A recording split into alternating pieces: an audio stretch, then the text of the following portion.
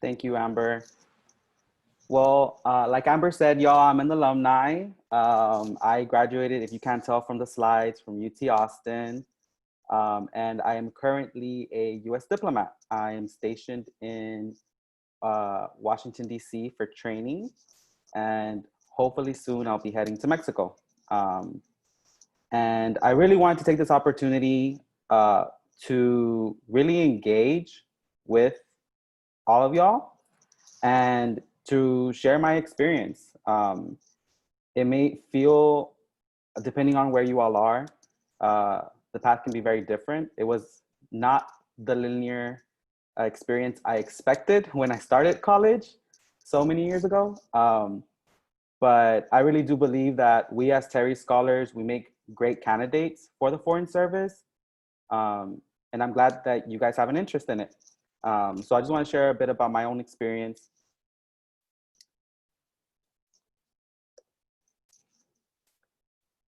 There we go. So for today, the goal really is just to have an open dialogue conversation about pathways to diplomacy. I have my own experience, but there's so many paths that you could take, whether that means grad school or doing a fellowship or joining a program. There's many paths you could take to join the Foreign Service or to work in diplomacy. And the objectives, a simple one, really easy things for today. Define diplomacy together. Identify at least one pathway to diplomacy for you. And I hope that you guys can leave with one tip to join the Foreign Service, something that's going to be helpful to y'all or useful. As I said, I was a Terry Scholar in 2012. I was a Gilman Scholar in 2014 to Nicaragua and studied Spanish. In 2015, 2016, I was a Boren Scholar and I studied Portuguese as a critical language to national security in Brazil. And in between this, right, these three pictures are the linear idea I had of what life would be like. I would graduate, I would take my Foreign Service Officer exam, and I would become a Foreign Service Officer. And it wasn't so linear. I walked the stage in 2017 in Austin. I did a summer program that following summer. And that same summer, I flew from Germany to London to take an exam, which is called the Consular Fellows Program test. I passed. And then 2.5 years later, in March of 2020, I started as a Foreign Service Officer, working through this Consular Fellows Program. And important things to know about me, I'm gay, Latino, Latinx, first generation, born and raised in Houston. I majored in international relations. And I traveled a lot, very gratefully and thankfully. But these are 4 of the countries where I've had I can pinpoint important transitions in my life. And I want just to note that please feel free if you have questions, ask them in the chat, go off mute and ask, because I really do want it to be a dialogue. So feel free to ask about anything. So before, or as we go on, I really want to have an idea of what y'all think about diplomacy. So when you hear the word diplomacy, what comes to mind? There's a link in the chat. You can also go to the link. If you text, sorry for this long, it's my name, part of my name. If you text this to 22333, it should allow you to join a word cloud, and you can just text a 1-word response or 2-word response. When you hear diplomacy, what do you think? And give it a couple seconds so it can start. So you think of affairs, you think of foreign, and I'll give it about a minute. You think of outreach, relationships, protection, security, management. Yes, all these things are part of diplomacy, right? And diplomacy is this big umbrella term. Um, I'm a US diplomat. There's so many programs that would allow you to become a US diplomat. Specifically, I'm a consular officer, so I'll be working in the consular field. Um, Security, yes, this is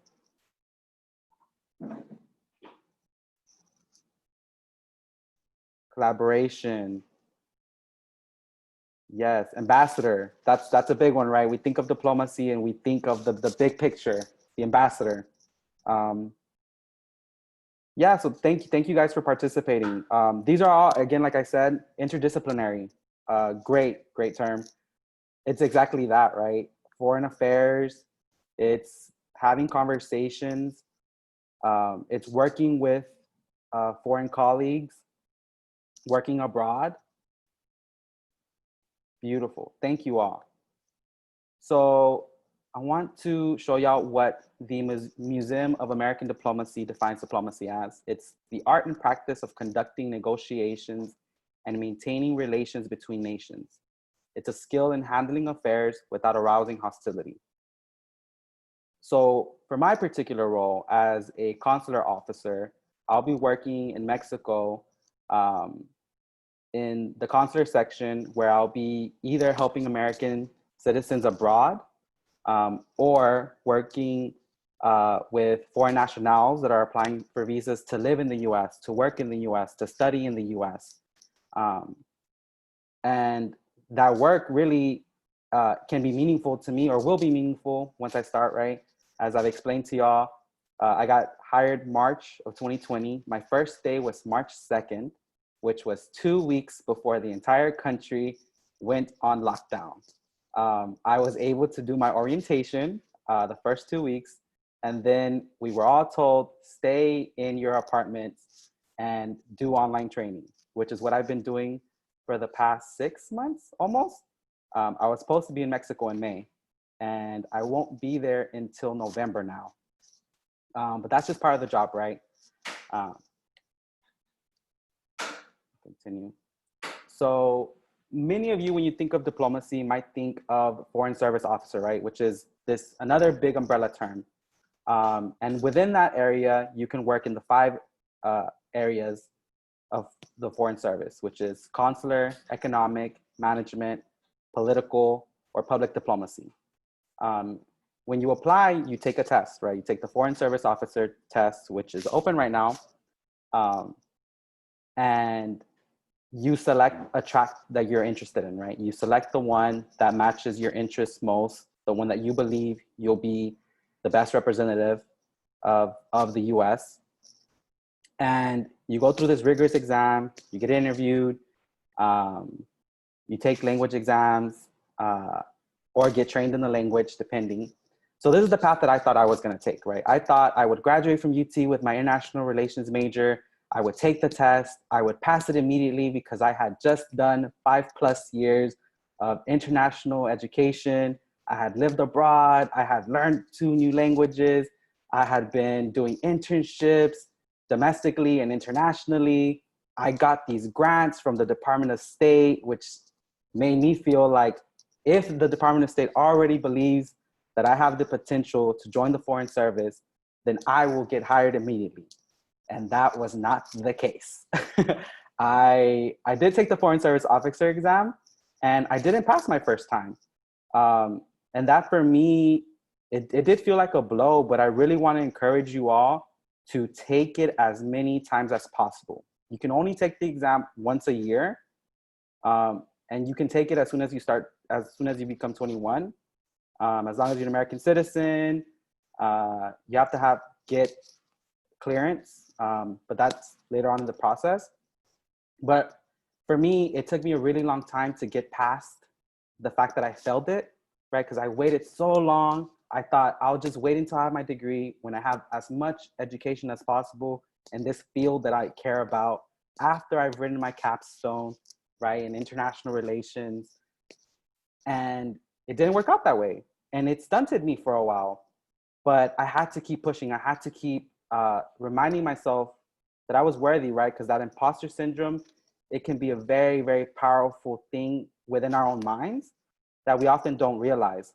So I didn't go through the traditional track, right? Joining through the Foreign Service Officer exam and choosing the track that was the one that I felt was most compatible with the work that I wanted to do. I joined through the Consular Fellow program, which I'll get into in a bit. But I just want to point out, right, you may have this idea of the way things are supposed to go. You may have an idea of the way that you're supposed to experience things, but that can change, and it's okay if it does change. So the Foreign Service field, right, has these 13 dimensions. These are things that the Foreign Service is looking for when they're looking at who they're going to hire. Experiences that most of you probably already have. Being a Terry, right? Terry cares about people that are leaders, cares about people that are committed to service. And those two things propel us when we go to college to continue doing that same work, right? Because we know that getting to college, having this scholarship, being told, right, being selected for this honor of being a Terry Scholar, we know that that's only part of the mission, right? We still have to go through college. We still have to do the internships. We still have to work. We still have to gain those experiences that'll lead us to a successful career. So having composure, right? If you had any job, and many times when I used to go to events where there would be a diplomat or an ambassador or someone in the Foreign Service speaking, they'd always say, it didn't matter if your job was to be a busboy, right? If you can explain how you're keeping your composure doing that job, then what they want to know or what they want to see is that you're able to keep these skills or to use these skills and then be able to amplify them, right? So even if you are a busboy, right, or if you're a server, there are skills in doing that work, right? Oral communication. There's experience in working with diverse crowds that you could use, right? And I want you all to keep that in mind, right? Keep in mind that all the experiences that you're having are teaching you something. So for me to have a little bit of a better grasp of the crowd I'm speaking to, or where I want to focus or should focus, can y'all just respond what your current status is? If you're a current undergrad, if you're a current undergrad that wants to go to grad school, if you're a grad student, if you're working right now with a bachelor's degree, which is what I'm doing right now, I'm working with a bachelor's degree, or if you're working with an advanced degree, a master's, a JD, a PhD. Perfect. So it looks like I'm mostly looking at undergrad students who want to go to grad school. So I'll focus on this part particularly for the rest of the presentation on grants and scholarships, fellowships that Department of State offers or that are administered, because there's so many. And unfortunately for me, I think grad school was not in the cards for me. And maybe I shouldn't say unfortunately, because I've had great experiences. I worked for a union before joining the Foreign Service, and it really propelled me to understand more the importance of having unions, the importance of workers' rights. And it was a great experience for me, right? And that experience I'm going to be able to use when I continue my work. So I'll focus on programs for undergrads to go to grad school, which there are so many that pay for your full studies, and at the end will propel you to join the Foreign Service, right? A lot of these have commitments of if you receive this grant, you'll join the Foreign Service and you'll have a commitment of 5 years or so. Not all of them. There's grants for grad students, and perfect. So thank you so much for letting me know. I'll still go through all the opportunities, but I want to make sure that I'm focusing a little bit more on these particular ones.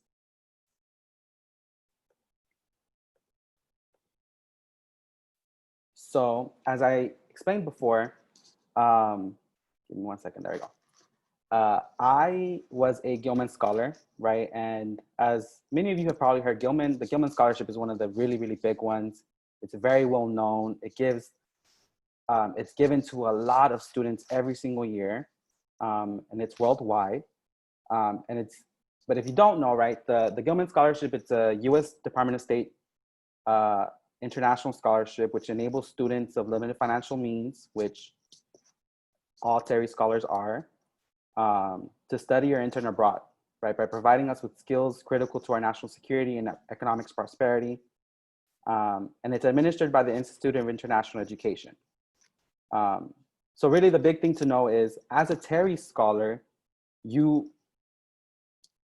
if I'm correct, right, the Terry Scholarship is for people with financial need, always.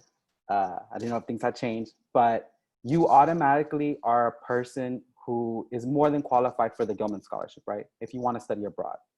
And of course, given with what's happening with COVID right now, the situation is changing, but the opportunities are still there, right? All these scholarships, all these fellowships, all these grants, these programs, they're still accepting scholarships. They're still looking at ways, new and innovative ways, right? With technology, we can change the way this looks.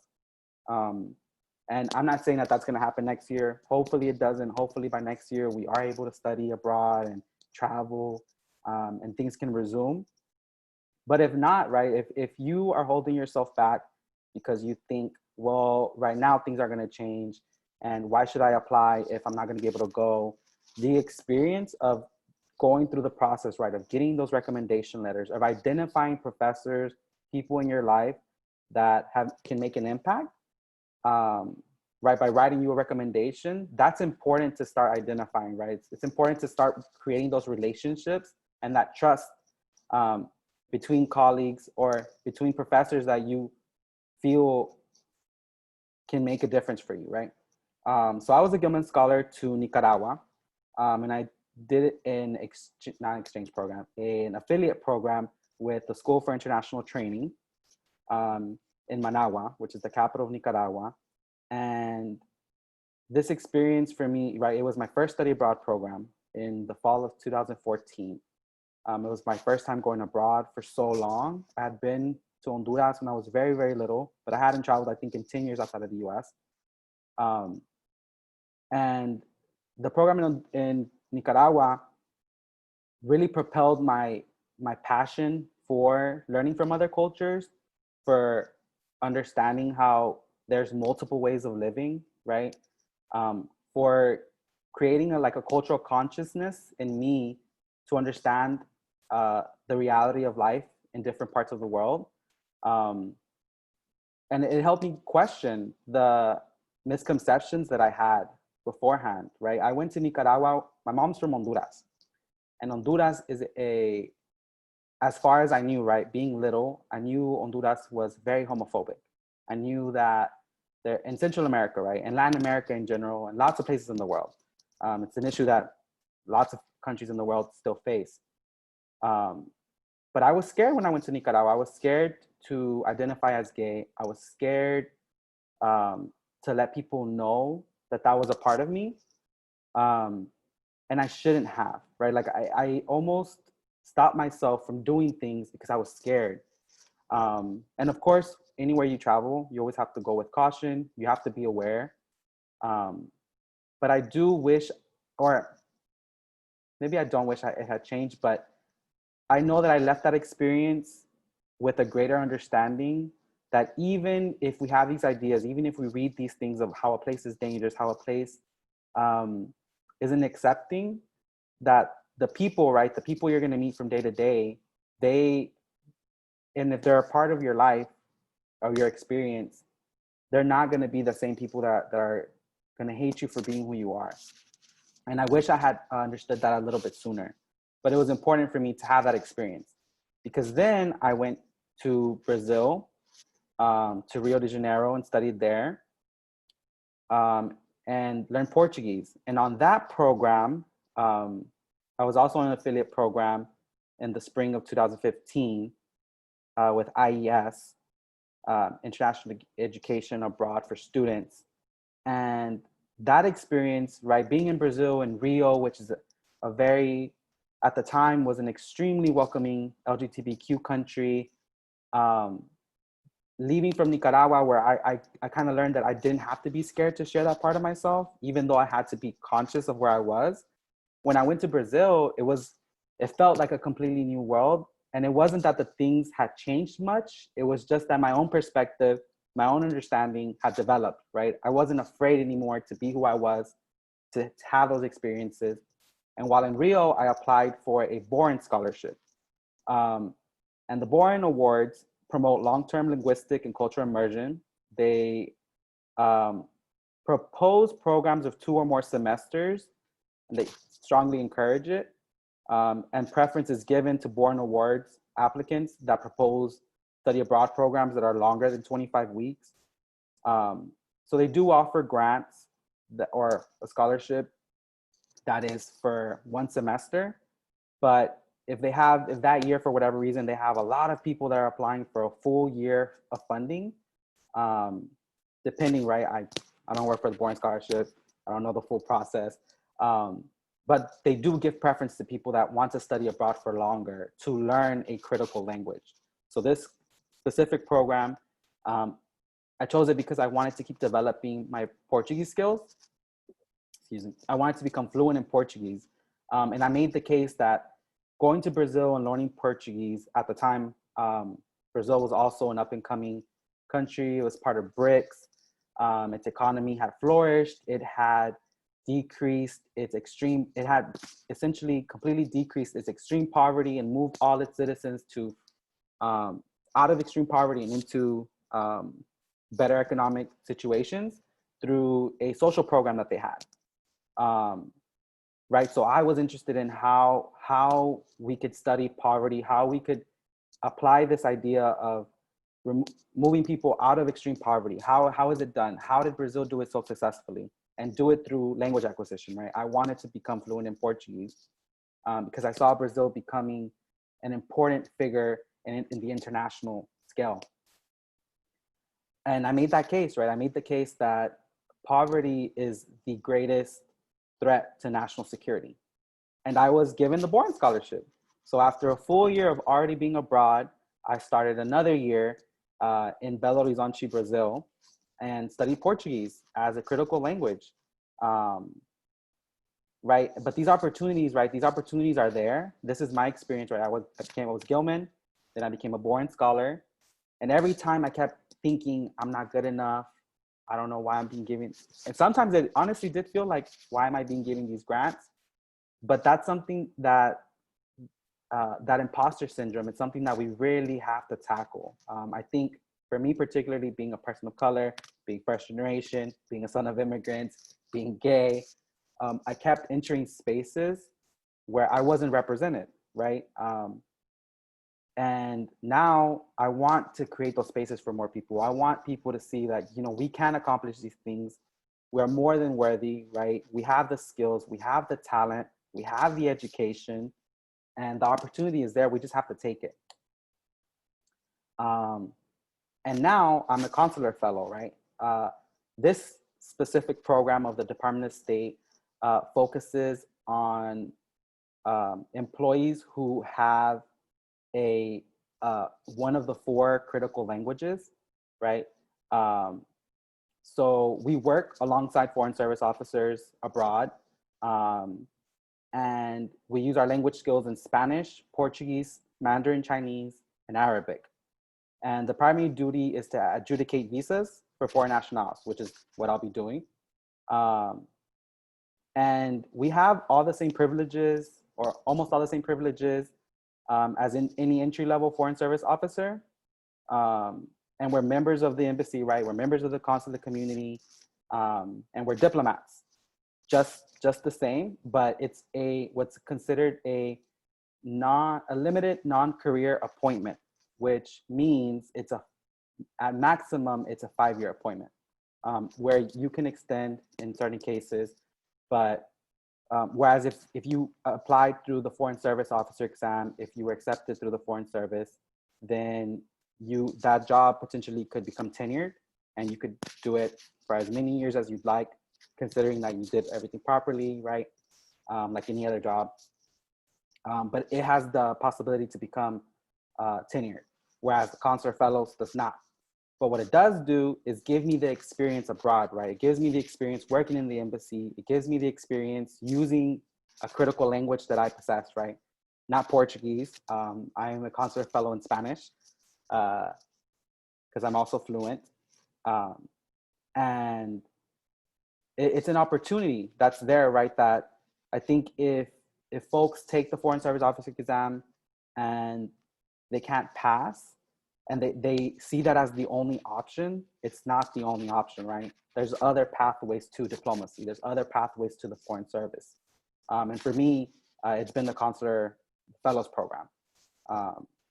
And I also think if you have one of these 4 languages, right? If you speak Spanish, if you speak Portuguese, if you speak Mandarin or Arabic, and you have an interest in the Foreign Service, then this is a program for you, or a program that you can consider. And you don't have to limit yourself, right? I had that mentality when I was younger that I can only do one thing, but I could have been applying to both at the same time. But I didn't apply to the Consular Fellows Program until after I did the Foreign Service exam and didn't pass, and felt like, oh, I have to do this now, which isn't true, right? Because I still have to go through the same process of being interviewed, of presenting myself, right? It's still a very competitive application. And so I hope that you guys can just see that there's another way that you can join the Foreign Service, right? There's so many opportunities. So for pathways for where you are, right? I can go into more detail. For undergraduates, there is the Gilman Scholarship, the Boren Scholarship, the critical CLS Scholarship, which is the Critical Language Scholarship, which pays for summer study abroad programs, almost in full. The pathway internships, which are paid internships at the department with the government. There's, if you're already in the workforce, as some of you said, right? Which I was, right? I was working as an organizer at a union and with my bachelor's degree, and then I joined with the Consular Fellows Program. There's a recent graduates program.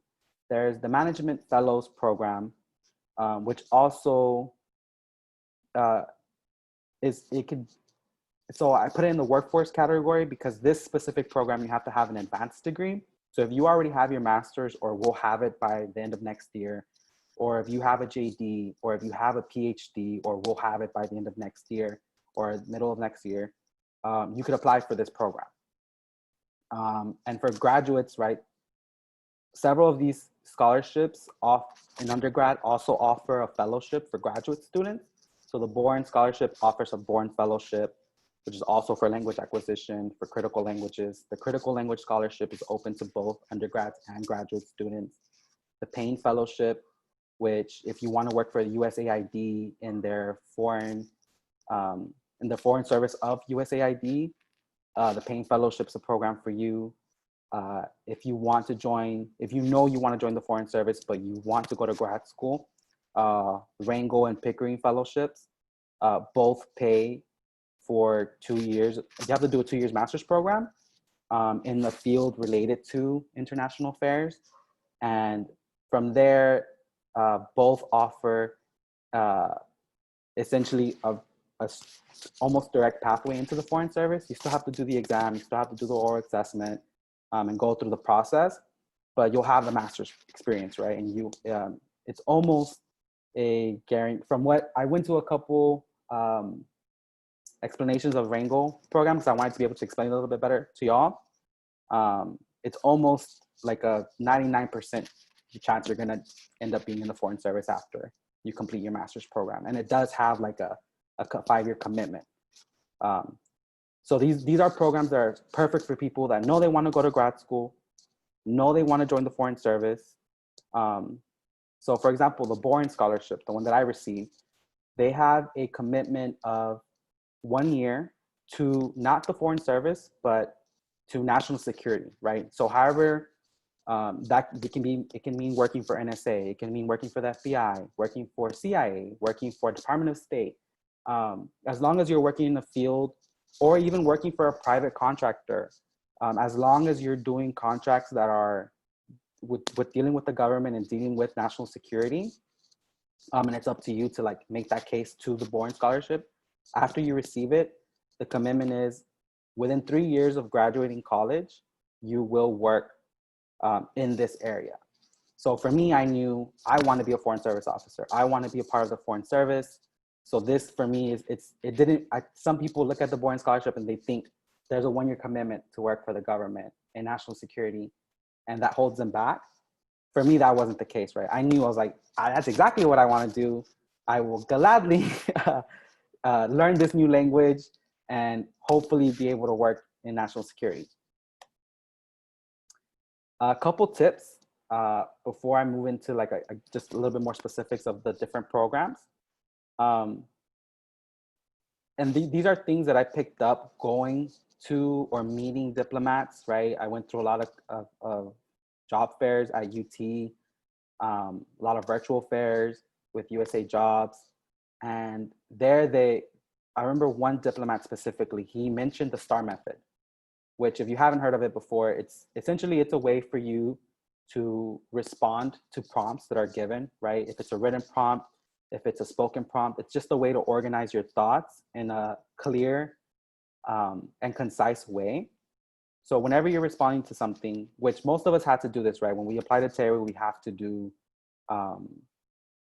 with things that are similar to personal narratives, right? We have to write about our experience. We have to write about how we overcame, how we're leaders, how we are dedicated to service.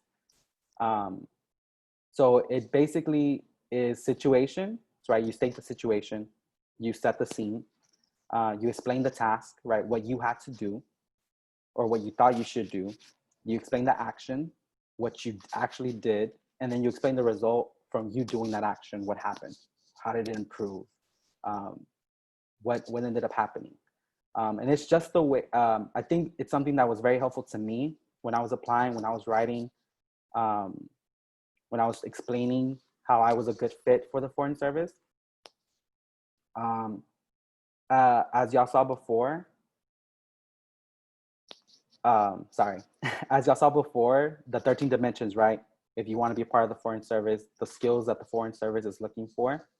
I did a mentorship program through Boren, right? Boren, after I came back, they offered a mentorship program, and I was matched with a diplomat who was a Pickering Fellow. And she told me something that I think was extremely important for me, which was have anecdotes already, have the list of the 13 dimensions, right? And because of the experiences that you've had in college, through your work, through your internships, have anecdotes that you can go to, and you know, this in this job or in this internship, in this class, I developed this skill, or I showed this skill, right? And have those anecdotes ready in your mind. So when you get interviewed, you have those experiences already. A tip, if you get through the process, eventually you'll have to provide your address, the places you've traveled to, and contacts to confirm, which, for example, for me, after college, I moved to Vermont and I worked for an NGO there. Directly after, I moved to LA, and in LA, I moved to 3 different places. And I had to list all those addresses down. And I had to start texting all my friends, like, do you remember what my address was? Do you remember what my address was? Because I lived in a place for a month, right, while I was transitioning to my own apartment. And I couldn't for the life of me remember what that address was. So a tip is just, especially right now for all you undergrads who are in dorms or in apartments and probably will move from the dorm to the apartment, have like a Google Doc that you create that has those addresses for you, right? That you have the address written completely, that you're keeping track of the travel that you're doing, and contacts that can confirm that you lived in those places, their numbers, their names, their emails. And that'll help you out a lot if you get through the process and have to do your security clearance, right? Because they need to know where you've been, and they need to be able to confirm, someone to confirm that you were actually there. Especially if you do these programs, right? If you go abroad, like I went abroad 4 different times, and I was in different regions. I was in Central America, then South America, then then Europe. And in Europe, I moved a lot. So it was really, luckily by that point, I already had a lot of these things down.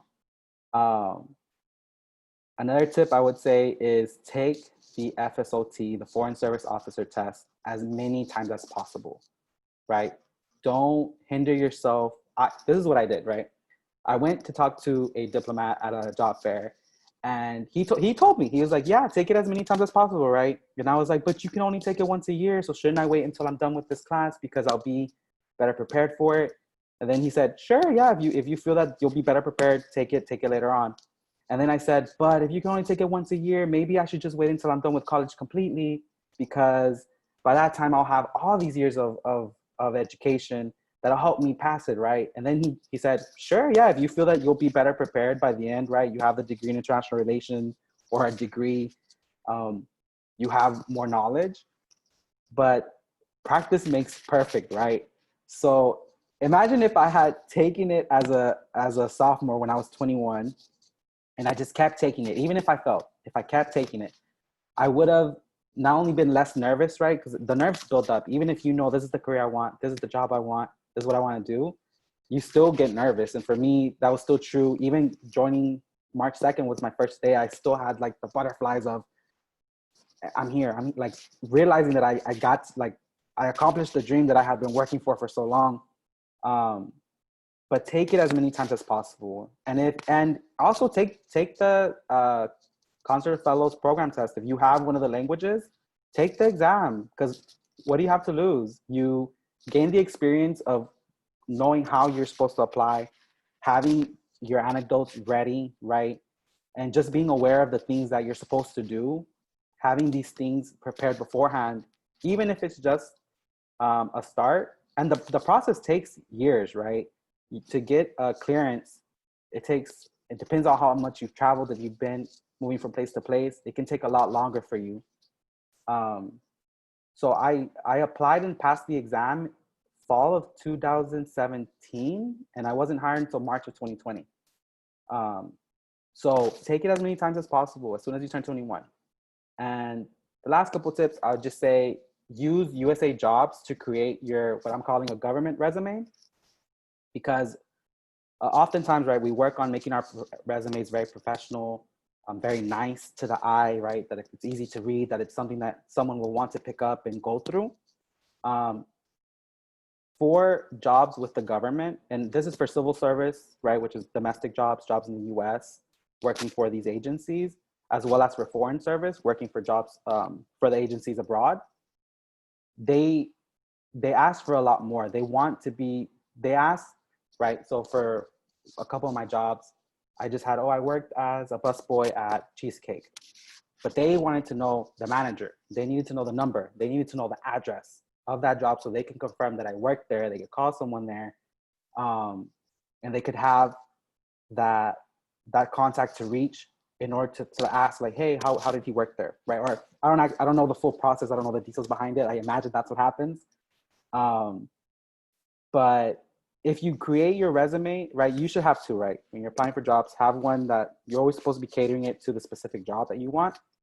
But I would say right now, y'all should create a USA Jobs account and create your resume through there, because it'll prompt you to give all the information that the government wants. And it'll be a lot easier than if you do it 5 years later, which is what I did, unfortunately, because no one told me to do this. Or maybe someone did tell me and I just didn't listen, which is probably the case. Because, sometimes we think like, I know best for myself. I know myself better. If I had done it with USA Jobs, I would have had all the information I was asking for, versus going 5 years back, texting people, trying to figure out what I'm supposed to do. And if you can study abroad, like it was the most impactful thing I did in college. And there's all these opportunities to do it. I'm looking at the time, so I'm going to go through some of the programs. I mentioned them already, but just so you have a better idea of the deadline, right? Critical language. Eduardo, Really quickly, there was a question related to the exam. Jacob just wants to know, can others see how many times you've taken the test, or can they see your score, kind of like the LSAT? Actually, I don't know if I don't believe anyone else can see your score. It's your own. Maybe the Department of State, Foreign Service, they probably keep track of it, but it doesn't impact. Like if you receive, I think it's the same as the GRE, right? It doesn't impact if you take it again. It doesn't impact if you got a lower score before. It matters what you scored that when you take it. If you had a higher score, I believe they keep the higher score. But it's so sorry. I'm probably misspeaking. What I mean to say is, if you take it 1 year and you have a higher score that year than you do the next year, as long as if you made it high enough score and you're in the process already, then your process won't be affected by you getting a lower score the next year. That's what I mean to say. Because after a certain amount of time, it times you out and you have to restart the process again, right? So if they hadn't hired me in March when they did, I would have had to start the entire process again because they would have timed what's called timing out. You can stay on the roster once you pass your exams for, I believe, 18 months, or at least in the Consular Fellows program, it's 18 months. I believe the Foreign Service, almost 2 years, is probably 18 months as well. But yeah, I didn't pass the first time I took the Foreign Service Officer exam. I'm going to take it again next month. And if you'd like to, you can sign up to do it as well. So I hope I answered that question clearly. I have a follow-up question. Mm-hmm. So is the lower score that you get, is that considered at all? Because like I know for like Jacob mentioned for the LSAT, if you get a lower score the second time around, it's like negatively viewed for law schools. So no, I didn't know that about law school. You're not impacted, like I said, you're not impacted if you have a lower score the second time you take it. Which is why I'm telling y'all, take it as many times as possible. And you can only take it once a year. Okay, thank you. Mm-hmm. I have another question too. Earlier you mentioned affiliate program. You said it wasn't an exchange program. Can you like explain the difference real quickly? So this is particular to UT Austin. In UT Austin, you can do two kinds of programs, right? You can do what's called an affiliate program, which are typically much more expensive, almost double the cost. But they have a bit, what I felt was a lot more structure. There's a lot more support, which is what I did my first 2 semesters abroad. I did affiliate programs, which SIT program, which I think upwards of 25 grand a semester for that semester. The IES program was as well, upwards of 25 grand, but they essentially create the entire content of the course, right? It's not at a university abroad. It's through this program that's being hosted. It's like a US run program hosted abroad. And they usually have a center abroad, which both my programs did, where you go and do your courses, right? With people that they hire to teach a certain field or a specific lesson or a specific course. The exchange program, which I did with Boren, which is my second year in Brazil, is a partnership between the university, right? So University of Texas and Federal University of Minas Gerais and Belo Horizonte have what's called a convênio. It's like a partnership, right? So if one student from your university comes to my university, it's a lot cheaper because I'm paying UT or what's at home tuition versus the affiliated program. I was paying all the cost of having to do this program, right? Not my in-state tuition, which is what I paid when I did the exchange program.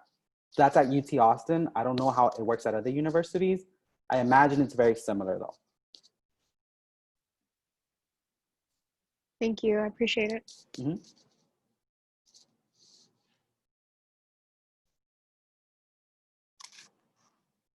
There any other questions? I know this is a lot to process. All the presentation is going to be shared with y'all.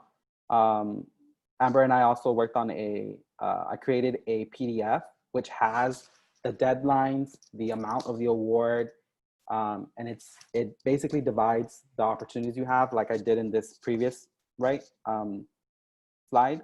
Opportunities for undergraduates with a better, like an excerpt of what that scholarship focuses on, what it's for, right?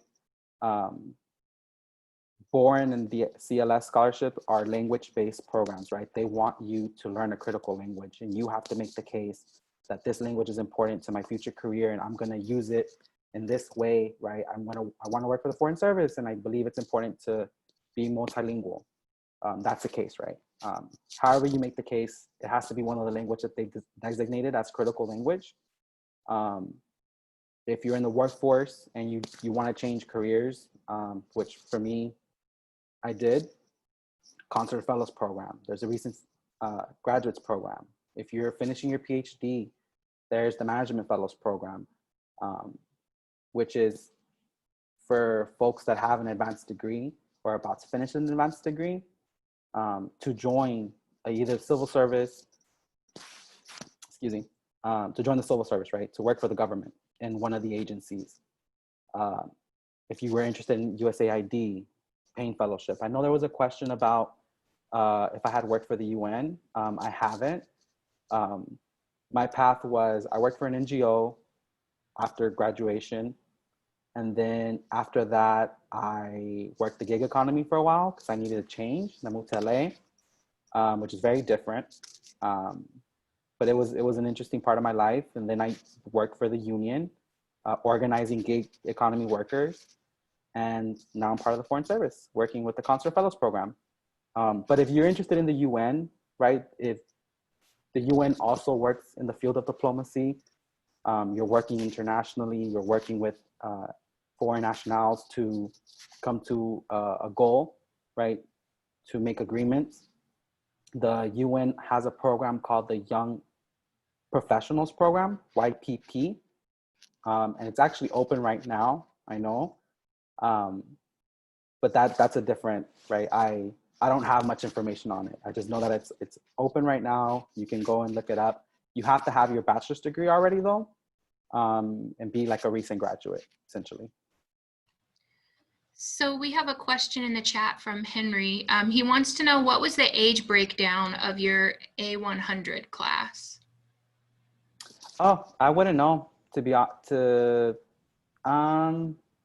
so to clarify, the A100 class is in my program, we're not called the A100, right? A100 is specifically for Foreign Service officers through the Foreign Service Officer test, right? So they went through that process, they passed, and they're in the A100 class. So I wasn't part of that class. I'm part of the Consular Fellows Program, which is described as LNAs, because LNAs are limited non-career appointments. And I was in there was a wide age range.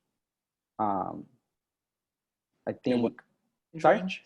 It was most, you say it wasn't a wide age No, it range? was a wide age range. It's not like a specific, I was mostly curious if it was like all 20-year-olds or lower 30s, or like how far the spread it was really varied. And I think it changes from class to class, right? Depends who applies that year, depends who passes that year. But it's very varied. My class is very varied. Okay, cool. Thank you.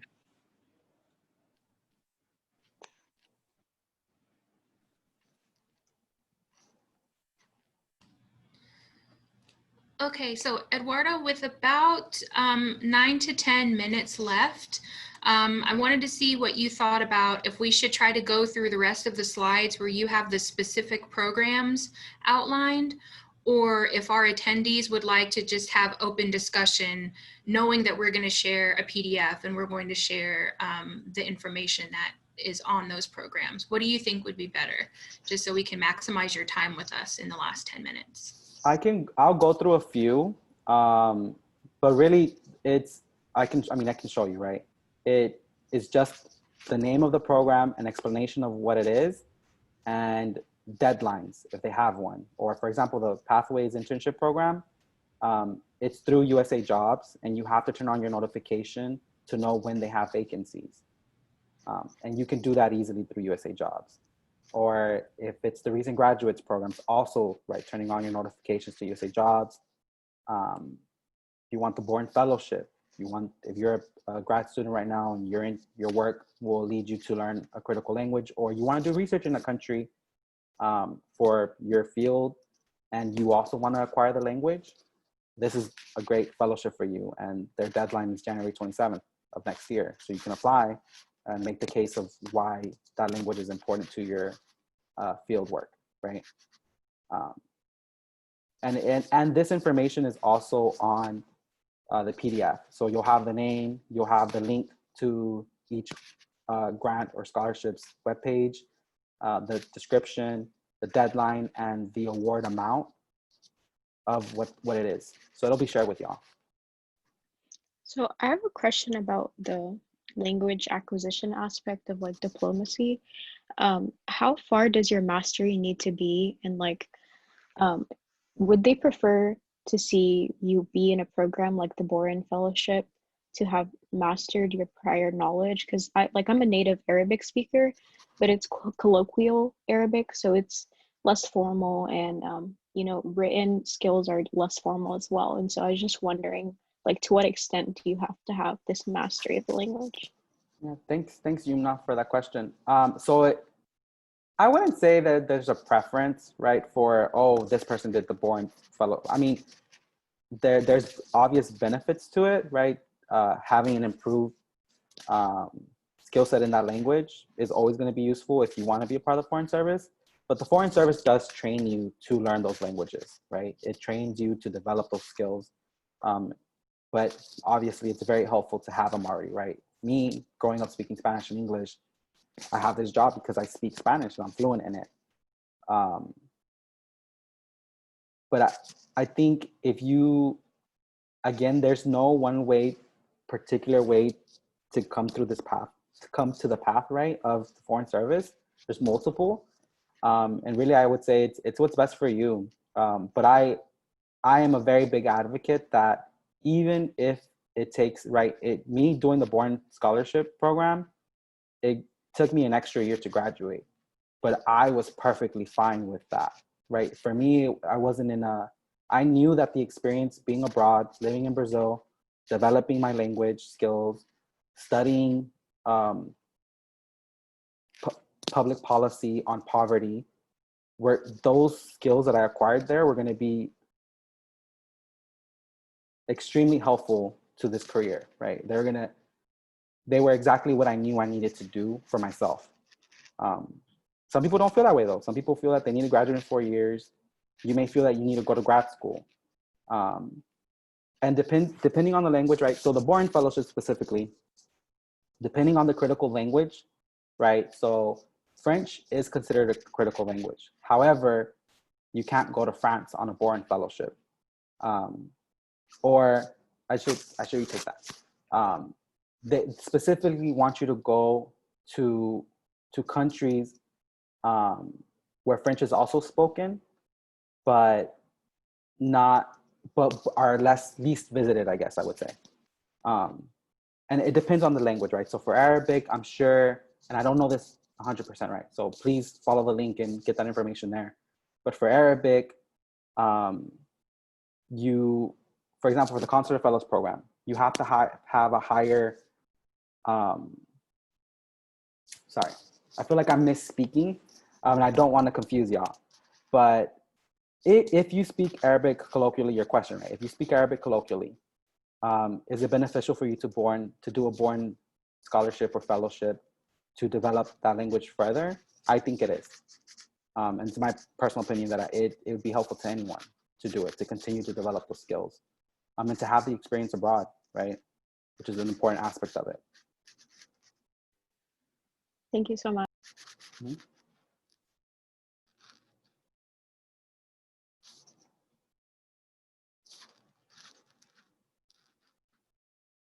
you have any other questions?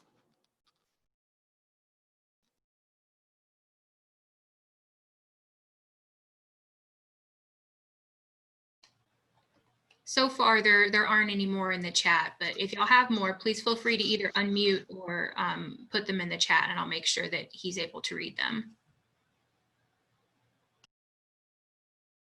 But I would like to leave it on the note, right? I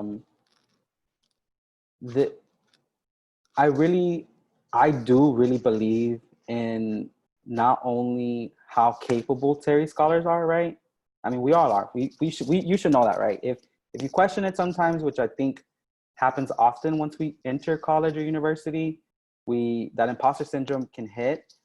But you have to remind yourself, you were selected through a very competitive process already. You've gone through a very competitive process to attain the scholarship, right? And you received it because you are not only more than capable, you have the skill set, you care about your community, you're a leader, and those skills translate to future jobs. They translate in college. So even for me, as I received these grants, even when I didn't have them, or when I did have them, I still felt I'm not good enough. Why? I don't know why that. It was so strong in me. The imposter syndrome was very, very strong. But it didn't let it stop me, right? Like I had those doubts and I still applied because I thought I want this opportunity for myself and I need to make the future that I want. And I just kept applying and I got it, right? And I had help from Terry's. There was a Gilman scholar who was the president of the Terry Association at UT Austin, who was like one of the best mentors I ever had. And she was pivotal in encouraging me, like, you need to apply for the Gilman, you need to apply for Boren. And when I applied for these grants, she kept encouraging me. She would review my essays, right? And part of that's reaching out. Part of that's just knowing that it's always good to hear, right? To have a friend support you. And for me, I wanted to be able to pay it forward, right? So it's why I wanted to have this conversation with y'all, why I wanted to share the opportunities. And I hope y'all do strive and push yourselves to do anything and everything you can dream of, right? I didn't think I would be able to live abroad as long as I did. I thought it would take a lot longer to join the Foreign Service. And I'm here now, right? I'm here. I'll be starting soon. Well, I've already started, but I'll be abroad soon. And I really do hope that this was helpful to you all, to Terry's. I know I do feel like this is another family. I always feel love when I'm around Terry's. And I hope that I was able to translate that to y'all through this presentation with as much information as I was able to get in there. Thank you so much for taking the time to speak with everybody today, Eduardo. One of the things that I wanted to make sure to point out based on what he was just saying is, if there is something that you feel like you're either a subject matter expert in, or you have personal experience that you know you could use to help a fellow Terry, put that in your Terry Connect profile. There's a place where you can just enter keywords. So if you are a Boren scholar, Gilman scholar, if you've gone through the Fulbright process, if you would be happy to help somebody practice their conversation skills in another language, just anything that makes you searchable for a connection that somebody could make with you, or that you could make with someone else to help out. That's what the platform is all about, and that's what this family is all about. So, and everybody has something to offer, because we all have unique experiences that we bring to the table. So it doesn't even have to be something as formal as this. It could just be making yourself more readily available and easier to find whenever people are looking for those connections. But I just want to thank everyone who was able to join us. Thank you so much to those who had questions. As we mentioned, today is being recorded, so the recording will be available later. And there will be a PDF of all of this wonderful information so that you'll have it all in one succinct place. I'm looking at the list, and almost everybody who is on here today has a Terry Connect profile. So definitely make sure that you're able to connect with each other. And, you know, if you're going through this process around the same time, you don't have to do it alone. And you have great people in the network like Eduardo who have, you know, the experience that they've already said they're more than willing to share. So thank you again. for your reach out. today. Take care, y'all. All right, thanks everyone. I'm gonna go ahead and stop the recording.